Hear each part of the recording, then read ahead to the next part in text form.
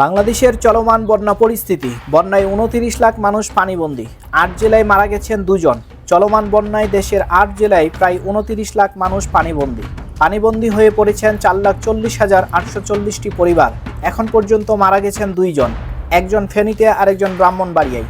আজ বৃহস্পতিবার বেলা ১:৩০টার দিকে সচিবালয়ে এক সংবাদ সম্মেলনে এসব তথ্য দেন দুর্যোগ ব্যবস্থাপনা ও ত্রাণ মন্ত্রণালয়ের অতিরিক্ত সচিব KM আলী রেজা।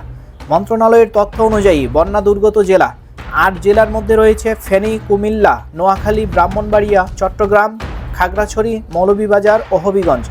দুর্যোগ ব্যবস্থাপনা ও ত্রাণ মন্ত্রণালয়ের অতিরিক্ত সচিব KM আলী রেজা জানান, এখন পর্যন্ত বন্যা কবলিত এলাকায় ১,৫৩৪টি আশ্রয় কেন্দ্র খোলা হয়েছে। এসব আশ্রয় কেন্দ্রে আশ্রয় নিয়েছেন এ পর্যন্ত ৭৫,০০০-এরও বেশি মানুষ।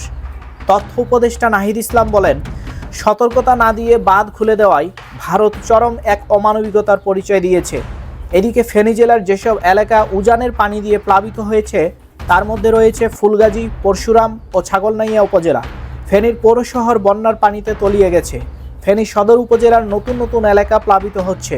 ফেনীর মুহুরী নদীর পানি গত ৪০ বছরের মধ্যে সবচেয়ে বেশি উচ্চতায় প্রবাহিত হচ্ছে।